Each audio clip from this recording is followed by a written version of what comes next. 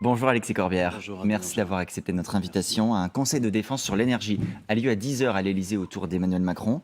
Déjà beaucoup de critiques de l'opposition. C'est une mauvaise idée de mobiliser au plus haut niveau de l'État? C'est-à-dire dans ce pays, c'est normalement la première ministre qui conduit l'action du gouvernement. Où est-elle? À quoi sert-elle? Pourquoi le président de la République a besoin de réunir une On instance? l'a vu toute la semaine, Pas- Elisabeth Borne. Oui, mais pour dire quoi? Justement, quels sont les choix qu'elle veut faire? Un Enfin, plan de dans ce sobriété, pays, des économies d'énergie. acceptons. Oui, non, mais très bien que tout ça doit être public. Qu'est-ce que c'est qu'un conseil d'influence? C'est une instance autour du président de la République, dont il n'y a pas de publicité des débats, avec le chef des armées, le chef du renseignement, alors que précisément ce qu'on nous explique, c'est qu'il faut faire de la pédagogie, convaincre des gens, convaincre des acteurs économiques. Donc pour quelle raison avoir ce système un peu opaque, une fois de plus, qui acte une chose? Et le macronisme, c'est ça, c'est l'ultra-présidentialisme. Il décide de tout. C'est lui en permanence qui se met en scène. C'est d'abord une opération de communication. Et donc on a aujourd'hui un personnage, pardon, pas sa personne que je vise, mais falot, secondaire, Madame la Première ministre, qui par ailleurs par moments dit des choses contredites par son ministre de l'économie Alors, on va y revenir sur dans des le grands détail. sujets. On ne comprend pas très bien d'ailleurs quelle est la stratégie. Là, je fais référence notamment au débat sur les super profits. Et on a un président de la République qui est comme ça dans une situation de pleine mobilisation médiatique autour de sa personne. Donc Bon, vous ne moi je ne validez suis pas d'accord. Non mais parce que, Alors, attention, la tentation autoritaire guette dans ce pays. la tentation Oui, autoritaire. c'est-à-dire le fait que finalement, on est en train de banaliser le fait que le Parlement ne servirait à rien, de le répéter.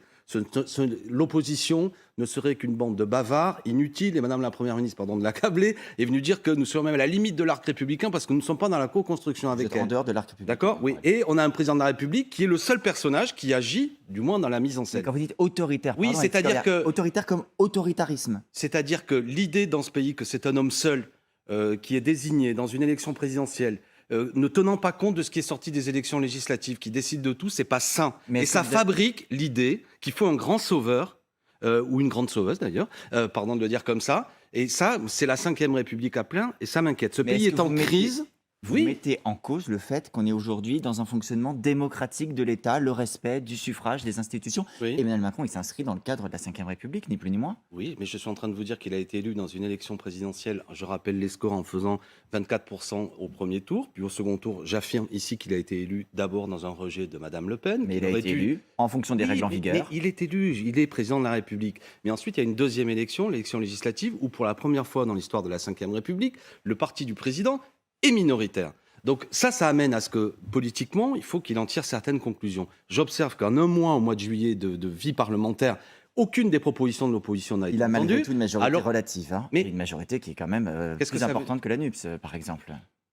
Il y a Très davantage de bien, députés Adrien, Renaissance. est-ce que c'est de vrai ce députés que je suis en NUPS. train de vous dire, que pour la première fois, le parti du président n'est pas majoritaire? Bah, Michel Rocard n'avait pas de majorité absolue en 1988. Mais il y avait une majorité de gauche, d'accord, qui existait. Après, lui, il a fait le choix, non pas de s'appuyer On va sur les revenir- communistes, mais de s'appuyer sur le Alors, centre. Ça, très c'est bien. autre chose. On va revenir Non, sur ce que ça je à veux vous dire, l'Assemblée. c'est, vous, ça peut vous choquer, mais je dis... Pas là pour être Non, choqué, non, je non, suis mais là pour vous j'entends, poser non, des mais, questions. non, mais politiquement, vous avez bien raison de souligner, c'est fort, que, entre guillemets, comment dire, ça a des conséquences, ce que je dis. Mais je dis que si nous habituons les Français à ce qu'en période de crise, c'est un homme seul, dans le cadre d'un conseil de défense qui prend des grandes décisions, comment dire, on habitue les Français à la solution autoritaire, à la solution du personnage au-dessus des autres et qui va régler les problèmes. Et je ne suis pas d'accord. Je suis un démocrate. Je suis pour que ce soit des régimes parlementaires. Je suis pour que ce soit de la délibération collective. Je suis pour qu'il y ait publicité des débats. Je suis pour que les Français soient associés et leurs représentants. Et on va en parler sans doute, pas par des Absolument. bazars qui font Juste, croire. Voilà. Encore une fois, je vous fais m'aurez répéter, compris. pardon, mais quand vous dites autoritaire, Oui, c'est est-ce que vous autoritaire. accusez Emmanuel Macron d'autoritarisme? Ouais, de prendre des décisions souvent où il ne consulte pas, où il ne s'intéresse pas à ce que pense l'opposition. Il met en œuvre des mécanismes pour la mépriser. Il n'entend pas ce qui monte dans le pays. Il prend des décisions qui Mais sont minoritaires dans le C'est une pays. accusation très grave au regard de l'histoire. Les régimes autoritaires, ça a une portée qui est bien plus large. je veux dire, J'ai pas dit un régime autoritaire, j'ai dit que ça facilite un régime autoritaire. Mais attendez, pardon, la Ve République Est est un régime un autoritaire, de système votre point de vue. qui matrice effectivement la vie politique autour d'une personnalité qui peut prendre des décisions même contre l'avis Alors, du Parlement. avançons Je justement, vais vous dire, parce que- les institutions de la Ve République qui permettent l'usage du 49.3, c'est autoritaire. Alors, on va y revenir. Mais Voilà ce que Alexis je dis. Corbière, le président, La monarchie précisément, présidentielle. vous tend la main la semaine prochaine. Mais non. Il réunit, laissez-moi finir la question, un Conseil national de la refondation Ouais. auquel il invite les forces politiques. Ouais. Beaucoup de forces politiques, dont la France Insoumise, Oui. disent non, nous ne viendrons pas. Comment vous pouvez dire en même temps il gouverne seul et quand il vous propose de venir, Vous faites la chaise vide. Alors, président, c'est pas quelques-unes des forces politiques, c'est toutes les forces politiques, d'accord? Donc c'est pas que le mauvais caractère Alors il y aura quand même de la France insoumise. les partis Oui, qui le soutiennent. Ah d'accord, voilà. Le PS n'a pas officiellement entériné cette décision, mais Il a totalement rejeté l'idée qu'il participerait au Conseil alors national. pourquoi vous n'y allez pas alors Parce qu'il que vous propose de précisément, travailler parce que je ensemble vais vous dire une chose, justement, on en vient à la même chose. En même temps qu'il y a concentration des pouvoirs sur le président de la République, il met en place des opérations de communication qui avaient été visées à contourner ce qui est sorti des urnes. Bon, donc ça, moi, je ne suis pas d'accord. Quand on est parlementaire, c'est au Parlement que l'on doit discuter, y compris parfois se confronter, se frotter, si je puis dire, démocratiquement, et pas monter un bazar dans lequel on ne sait pas très bien qui va être majoritaire, minoritaire. Ce sera à la main du président. Ce qui choque beaucoup de gens, c'est qu'on ne connaît même pas la composition de cette instance. Monsieur le Président de la République veut des instances de délibération, pourquoi pas? Je vais vous apprendre une chose, en réalité je sais que vous le savez, il y a le Conseil économique et social qui existe, ça coûte chaque année 42 millions d'euros aux contribuables, et bien que Monsieur Macron aille écouter les préconisations du Conseil économique et social. Dans le Conseil économique et social, des partenaires sociaux, alors qu'il l'utilise, par exemple. Il n'y a pas de politique, les partis Et alors, politiques, ensuite, il y a autre les chose, groupes c'est un sont truc pas peut-être que le représentés. Président de la République a oublié, ça s'appelle l'Assemblée nationale. L'idée, c'est de faire dialoguer tout le monde ensemble, Alexis Corbière. Mais à l'Assemblée nationale, pour dialoguer, encore faut-il que quand nous faisons des propositions, on veut bien nous écouter. Parce que non, au bout d'un moment, je vais vous dire, je ne suis pas un perdreau de l'année. Quand madame, pardon, je cite à nouveau son nom, la Première ministre, dit que... Non, mais parce que c'est un acteur politique qui a fait quelques plateaux télé en nous prenant pour cible. Aucune des propositions, aucun des amendements que nous avons proposés au mois de juillet ont été acceptés, tous rejetés. Et elle nous dit, on ne veut pas dialoguer. Mais enfin, quelle farce! Quelle farce! Est-ce que vous êtes prêt à faire dans les deux sens? Deuxièmement, Si pardon, le je suis éclairé. Non, mais pour terminer. Si vous dites le gouvernement doit accepter nos amendements, est-ce que vous êtes prêt à voter certaines des Au moins propositions un, du gouvernement? au moins quelques-uns, peut-être une idée, peut-être Vous une. êtes prêt à accepter certaines propositions Tout ce qui du favorise gouvernement? la vie des Français, je Oui, suis tout pour. ce qui est dans votre programme à vous. Non, pas seulement, peut-être des bonnes idées qui favorisent la vie des Français. Mais commençons. Je vais vous dire une chose, par exemple, pardon d'avoir l'esprit d'escalier. Moi, j'ai porté cet amendement, notamment augmentation du SMIC à 1 500 euros. Ils sont contre, même le Rassemblement national vote contre. Surtout pas ça. On nous dit la prime d'activité. On nous dit, alors non, on nous dit notamment, faut solliciter les entreprises et susciter par la volonté qu'elles augmentent les salaires. J'observe à nouveau, décidément, Madame la Première ministre s'est rendue devant le MEDEF il y a quelques jours. Elle a fait un discours, pas un mot, pas une demande aux entreprises du fait qu'il faut augmenter les salaires. Et après, pour revenir à votre Conseil national, non pas un mot durant son discours que j'ai écouté attentivement. Pas tout à fait d'accord avec vous, mais très bien. On pourra vérifier. Si j'ai tort, je m'en excuse. Mais je crois savoir, parce que la presse l'a même relevé, qu'elle n'a pas sollicité. Elle dit aux entreprises qu'elles ont une responsabilité. Elle a effectivement une approche plus globale, mais vous avez vu la tête de Geoffroy des yeux. Bon, c'était on va pas pas faire le discours Non, d'Elisabeth mais- Borne parce que c'est pas une Non mais interview oui, mais sur c'est Elisabeth Borne intéressant. non plus. Non mais pardon, pourquoi j'en parle? C'est que on a des opérations de communication. On dit des choses à l'Assemblée qu'après dans la vie on ne met pas en application. On dit il faut mettre en place une instance de délibération. Dont acte. Il y a eu le grand débat pendant la crise des Gilets jaunes. Il y a eu la convention sur le climat, citoyenne sur le climat. Convention citoyenne sur le climat, 149 décisions. Le président vient et dit sans filtre, je les reprendrai toutes. Oui. Ils n'en ont traduit dans la loi que 15 propositions qui ont eu, d'ailleurs, pour l'instant, qui ne sont pas vraiment mis en application. Donc, au bout d'un moment, les gens, pas seulement la France insoumise, les acteurs politiques, même économiques, sociaux, sont expérimentés de ça et n'ont pas envie d'être les gogos qui servent de décor à une opération de communication présidentielle où il dit « je vous écoute parler ». Mais à la fin, je décide tout seul. Bon, Très bien. ça, on n'est pas là pour ça. On est là pour faire entendre des arguments et pas pour servir de pot de fleurs sur une tribune pendant que le président de la République vient se mettre en scène. Le message ça, c'est est pas passé. sain. Bah oui, c'est Alexis clair. Corbière, à votre place hier, Nicolas Dupont-Aignan, le président de Oui. Debout la France, qui est député, lance un appel à toutes les oppositions, dont vous, pour une motion de censure commune sur l'énergie. Il se trouve que Nicolas Dupont-Aignan, je le rappelle, avait voté votre motion de censure en juillet, déposée après le discours de politique générale d'Elisabeth Borne. Est-ce que vous dites banco, chiche, on repart pour une motion de censure, on se met tous Alors, ensemble je fais d'accord amende sur honorable, l'énergie? je ne sais pas ce que c'est de motion de censure sur l'énergie. Par contre, je sais que nous allons lancer notamment une initiative pour un référendum, initiative partagée, notamment à l'invitation à l'idée d'Olivier Faure, Du pour PS. que notamment on puisse mettre en place ce qu'on appelle une surtaxe, une taxe sur les surprofits, par exemple. Ça, c'est quelque chose qui est intéressant. Tout ce qui permet de toute manière de faire avancer vers un meilleur partage des richesses. Ce qui permet d'avancer notamment sur le fait que les Français ne soient pas les victimes, y compris comment dirais-je, de mauvaises prévisions sur des questions énergétiques qui sont fondamentales. Parce que là aussi, pardon, j'avance, mais la guerre en Ukraine a bon dos sur certains sujets. Je ne conteste pas qu'elle a des conséquences. Je ne conteste pas d'ailleurs que M. Poutine a des ambitions en fermant la distribution de gaz. Mais là, vous allez me dire que vous êtes d'accord avec Agnès Verdier-Molinier, ultralibérale de l'IFRAP, qui dit en fait l'erreur, c'est que ça fait plusieurs années qu'on a désarmé sur le nucléaire. Alors pourquoi pas citer cette dame? Je la salue, mais enfin, je veux dire, Jean-Luc Mélenchon, qui est né à sa 3e campagne présidentielle, a dit plusieurs fois qu'il fallait pas se mettre totalement dans une situation de dépendance, d'ailleurs, vis-à-vis de la Russie. Je rappelle que contrairement au procès qui nous est fait, notamment nous avions évoqué, bien avant que M. Macron s'y rende, que nous ayons d'autres partenaires, je pense à l'Algérie, sur lequel nous avions proposé que nous vendions du blé hors spéculation, qu'on puisse avoir du gaz pour pas être seulement dans la main de M. Poutine sur la question du gaz. Nous sommes aussi favorables à ce qu'on sorte les prix de l'énergie du marché européen, parce que sans être trop technique, aujourd'hui le prix de l'électricité est indexé sur le gaz et pas seulement ce que Bruno ça Le nous Maire coûte. dit la même chose que vous, il dit qu'il faut réformer le marché européen de l'électricité. Non, mais et la fixation des la prix. différence fondamentale avec Bruno Le Maire, au-delà de la taille et sans doute d'une intelligence supérieure à la mienne, c'est qu'il est ministre depuis 5 ans, voire même sa 6e année. Mais est-ce que Donc ce que je veux dire, arrêtons d'enfiler les Alexis perles, Corbière, c'est ça qui sur le m'agace. nucléaire comme Qu'est-ce sur qu'il a cette fait question Bruno Le Maire? Oui, mais alors, vous soulevez un point qui est très intéressant. Est-ce que vous reconnaissez le droit aux gouvernants, aux hommes et aux femmes politiques d'évoluer? Bien sûr. En l'occurrence, ils le Bien reconnaissent. sûr. Ils sont partis d'un scénario sur recommandation à la base d'RTE et de prévision qui disait on va avoir besoin de moins d'énergie. Donc effectivement, on a engagé la baisse du nucléaire. Et aujourd'hui, ils disent ce scénario était mauvais et il faut se réarmer sur le nucléaire. C'est Emmanuel Macron lui-même qui a annoncé la création de la construction de 6 réacteurs nucléaires supplémentaires. Donc il vous a entendu, il a entendu ce virage, il en tient compte. Non, sauf que chaque fois, il s'agit de combattre. Qu'est-ce que c'est que... Non seulement il faut sortir du nucléaire, mais il faut développer les énergies renouvelables. Quand il y a eu cette discussion, le même Emmanuel Macron disait que nous voulions le retour à la bougie, que nous étions des Amish, etc. Alors que ce que nous disions, c'est un plan ambitieux, notamment pour sortir des énergies non carbonées, rien de significatif n'a été fait depuis maintenant.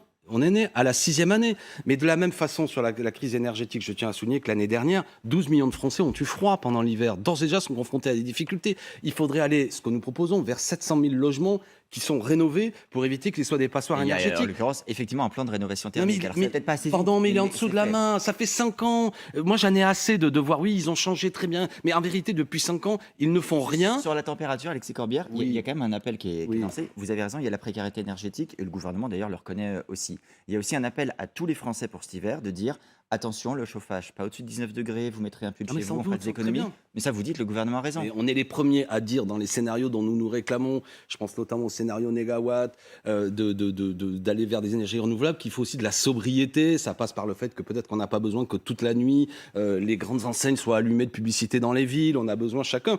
Mais la réponse... Alors là, vous allez réussir à dire du bien d'Elisabeth Borne qui propose la sobriété énergétique aux entreprises et qui leur D'accord. demande de préparer un D'accord, plan. mais on peut imaginer... Non mais, pourquoi pas, mais là encore, vous savez, les Vous entreprises... avez du mal à dire quand vous êtes d'accord avec le gouvernement. Mais non, mais parce que Là, c'est vous du êtes flanc. d'accord. Mais c'est du flanc. Parce que, je vais vous dire, les entreprises n'ont pas attendu Madame Borne pour se dire que l'énergie coûte trop cher. Elles vont faire des économies. Aucun chef d'entreprise va dire je vais gaspiller. Bien sûr qu'ils vont réduire. La question, c'est par ailleurs, il y a des entreprises extrêmement énergivores. Est-ce qu'il y a peut-être des sanctions qui sont prévues s'ils font rien, etc. C'est plus compliqué que ça. Mais moi, j'en reviens aux Français. Ah, non, juste les entreprises d'un mot, parce que c'est important aussi. Je vous en prie. Est-ce qu'il faudra aider les entreprises qui sont en difficulté à cause des prix de l'énergie? Il y a par exemple Ascométal, la verrerie Arc, la verrerie Oui, Duralex, Duralex. qui déjà diminuent leur production, voire pour certaines vont arrêter certaines parties, et qui disent en fait de toute façon on ne peut pas s'en sortir avec ce prix-là de l'énergie. Et le MEDEF, vous la ai- CPME disent on veut des aides, on va avoir besoin de mécanismes de chômage partiel. Cher Adrien Jeanne, quand je dis qu'il faut sortir du marché, Ouais. notamment du gaz et l'électricité, ça fait qu'on peut avoir de l'électricité qui coûterait moins cher. Parce Oui, alors que ce ne sera actuellement- pas fait pour cet hiver. Pour le Ah coup, ben faut être non, mais lucide. d'accord, mais en fait, donc ensuite, deuxièmement, Qu'est-ce qu'on fait pour les entreprises maintenant? Deuxièmement, l'idée qu'il faut des péréquations, par exemple, parce que les grands groupes qui font des surprofits puissent aider les petites entreprises, c'est notre proposition. Parce qu'il n'y a pas l'entreprise avec un E majuscule. Les groupes qui font des super profits, qui sont des profiteurs de crise et des profiteurs de guerre, qui font des bénéfices records. Le groupe Total qui fait en 6 mois 17 milliards qui va reverser de bénéfices, alors qu'il ne le faisait même pas un an auparavant, doit être sollicité davantage pour aider notamment les Français, mais pourquoi pas aider un tissu économique dont nous avons besoin. Ça, c'est notre idée. Ça n'est pas ce que fait le gouvernement, qui généralement accorde des aides ou fait des déductions, il enlève toute une série de taxes de manière indifférenciée aux grands groupes qui fait des surprofits. Et quasiment, Et on en a même des grands temps- groupes qui payent moins d'impôts que Et les en même petites temps, entreprises. il aide les Français. Bruno Le Maire, hier, qui était interrogé par Routel Krief sur LCI, redisait qu'à partir de 2023, certes, il n'y aurait plus de bouclier tarifaire tel qu'on le connaît aujourd'hui, mais qu'il y aura une aide pour les plus modestes face au prix de l'énergie. Français, cet hiver, vous irez froid, mais en 2023, ça ira mieux grâce à Bruno Le Maire. Bon, voilà, moi, ce que je vois, c'est un gouvernement qui, depuis 5 ans, n'a pas pris les bonnes décisions. Mais qui aide les Français aujourd'hui. Ah bon, écoutez, c'est une bonne nouvelle. Les Français vont être heureux d'apprendre qu'ils sont aidés. Moi, ce que je vois, c'est qu'en raison de l'inflation, ils ont de la perte de pouvoir d'achat. Ce que je vois, je vous le répète, c'est qu'il y a 12 millions de gens qui ont eu froid l'hiver dernier et qui risquent d'être dans la même situation. Ce que je vois, c'est qu'on a encore 10 à 11 millions de gens qui vivent sous seuil de pauvreté, etc., etc. Bon, de la même façon, on pourrait, comme notre interview avance, parler de la rentrée scolaire. Là aussi, je veux dire, échec, dont la responsabilité est non seulement sur les épaules de M. Papendiaï, qui est extrêmement décevant en vérité comme personnage, Monsieur le ministre de l'Éducation nationale actuel, mais c'est le bilan de 5 années de Jean-Michel Blanquer.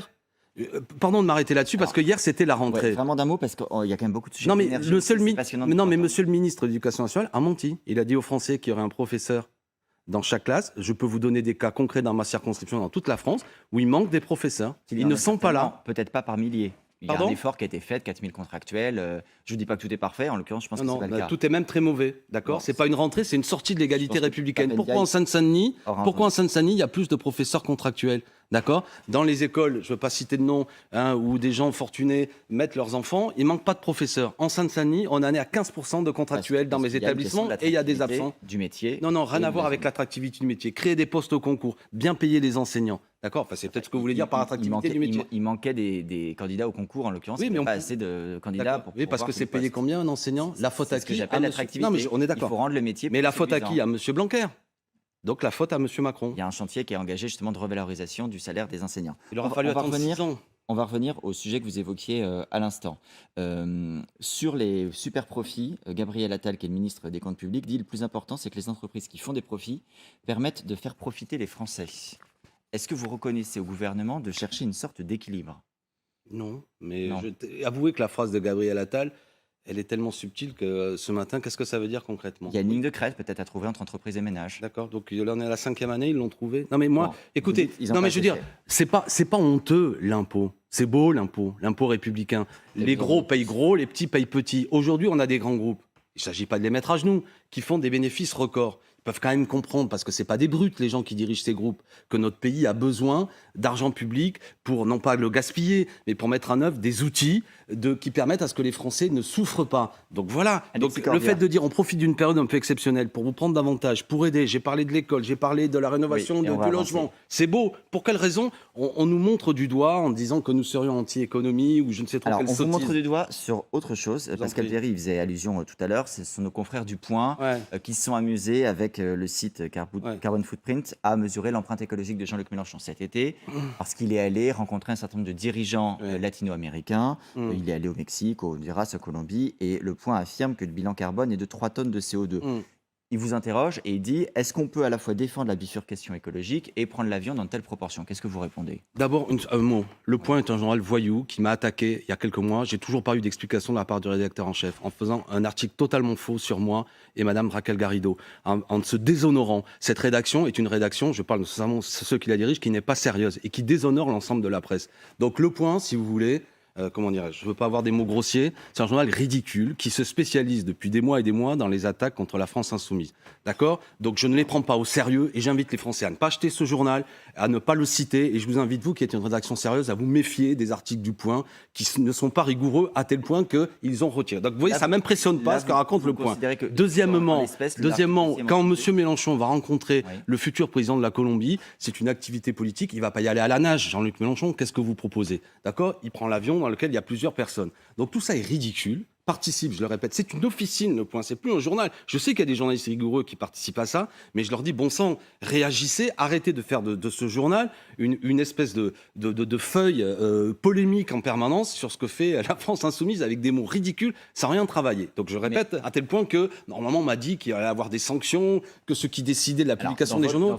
Non mais c'est important, parce qu'il n'y a pas de monde. Il n'y a pas de monde. Est-ce qu'on a le droit, Alexis Corbière, d'interroger, voire parfois de critiquer la France insoumise et les pratiques? On a le droit. Mais pas sur ce sujet-là, c'est absurde. Est-ce que Jean-Luc Mélenchon a le droit de prendre un avion où il y a 400 personnes dedans pour aller rencontrer le président de la Colombie qui met en œuvre des politiques qui nous intéressent? D'accord? Donc, quand tout à l'heure Virginie Leguet réagissait sur l'opération de communication de M. Macron, elle a raison de souligner que ce n'est pas la même chose de faire du jet ski et du loisir, ou alors peut-être qu'est-ce qu'il propose Le Point, que Mélenchon ait un jet ski en Colombie? Ça a été relevé aussi et questionné le fait que le président fasse du jet ski. Juste mais bon, vous voyez ce que je veux dire. Il y a une chose qui est du travail, de la politique, qui va rencontrer un président dans un avion qui n'est pas un jet privé. Et par ailleurs, il faudra peut-être réfléchir. Évidemment, nous sommes favorables à la sobriété, mais c'est un outil de travail. Il y en a une autre qui est la mise en scène, une opération de communication du président On en a parlé longuement. qui utilise un loisir C'est bon. qui pollue. Voilà. Une question sur vous. Vous-même, vous avez participé ces derniers jours à la réflexion sur comment la France insoumise peut évoluer, doit évoluer. Une autre députée de Seine-Saint-Denis, Clémentine Autain, il y a quelques jours, disait qu'il faut du pluralisme, de l'ancrage territorial, c'est trop gazeux. Vous dites qu'il faut continuer à grandir, mais sans affaiblir, sans détruire ce qu'on a Voilà. bâti. Bon, clairement, il faut faire quoi? Qu'est-ce qui va changer à la France insoumise? Qu'est-ce qui doit changer? Bah déjà, là, il y a des journées parlementaires qui ont lieu. Permettez qu'on est passé par des phases de croissance. On fait le point, plutôt positif. On a 75 députés, la plus belle progression de toutes les formations politiques qui sont récemment apparues. C'est plutôt bien. Donc déjà, ne passons pas notre temps à nous auto-critiquer. Mais il y a effectivement, dans une phase de croissance dans laquelle nous sommes, des nouvelles décisions à prendre, organiser sans doute mieux les lieux de délibération, sans aucun doute. Nous sommes une belle machine électorale en période de campagne présidentielle. Mais là, on va traverser une période où il n'y aura pas d'ailleurs d'élections, il y aura des années d'action politique et il faut se développer. Nous avons, sans être trop technique, donc groupe d'action qu'il faut aider davantage, sans aucun doute, d'un point de vue financier, d'un point de vue politique. Il faut que les 75 députés soient au service du mouvement. Et il faut que Jean-Luc Mélenchon fasse quoi? Il était face à Anne-Claire Coudray au 13h de TF1 la semaine dernière. Quand elle lui demande à quel titre il parle, il dit en quelques secondes qu'il est philosophe, qu'il est en retrait, pas en retraite, qu'il est... Il est quoi, en fait? Ben c'est tout ça, il cumule en quelque sorte les mandats candidat intellectuels. 2027. Non, mais la discussion, c'est pas celle-là. Déjà, ça, c'est lui. C'est important. Non, non, là, on est dans 5 ans. Non, mais vous voyez. Vous le souhaitez? Quand je disais tout à l'heure qu'il faut raconte-moi. sortir de... Non, j'ai pas dit non. Enfin, lui-même, d'ailleurs, on a dit qu'il n'était pas favorable ou qu'il ne voyait pas les choses comme ça. Quand je disais tout à l'heure qu'il ne faut pas le caractère autoritaire de la Ve République, je ne suis pas pour que ce soit où est Jean-Luc Mélenchon, etc. Ce n'est pas ça le sujet. Mais il a apporté énormément. Il va continuer à apporter énormément d'un point de vue intellectuel, écrire, faire des conférences. Il faudra un chef et une organisation quand même, non? Ou ça restera gazeux, comme dit Pardon, François je veux Picard. pas. Non, mais attendez. Pour quelle raison, en permanence, j'ai ce genre de sujet? Je vous ai dit qu'il y allait avoir des organisations nouvelles. à la fin. Non, mais au sein, par exemple, du mouvement d'Emmanuel Macron. Non, à on n'est pas tout Emmanuel Macron. Non, mais quand vous on est arrivé au bout, interrogez Alexis quelqu'un qui est proche d'Emmanuel Macron, vous passez pas votre temps à dire que le mouvement n'est pas démocratique, que c'est Emmanuel Macron qui décide On de leur pose tout. beaucoup de questions, rassurez-vous. il y a Non, pas de non, souci. jamais celle-là, jamais celle-là. Donc, oui, effectivement, il va y avoir des modifications de fonctionnement interne. Et oui, effectivement, nous nous préparons à ce que les prochaines échéances soient préparées pour arriver à quel résultat? Faire mieux. Donc, je souhaite qu'en 2027, nous l'emportions. Et il y aura un candidat, peut-être pourquoi pas une candidate, qui émergera de notre mouvement, Et pas la forcément NUPS. Jean-Luc Mélenchon. Voilà. Très bien. Avez, Merci des beaucoup, choses. Alexis On en Corbière. discutera On va démocratiquement. s'arrêter parce que Bah sinon oui, on va je y suis passer la désolé journée. Il y a d'être- Elisabeth Je Martin. suis trop bavard, faut pas m'inviter. Qui sera là pour le temps de l'info, mais d'abord, c'est votre météo, Ange.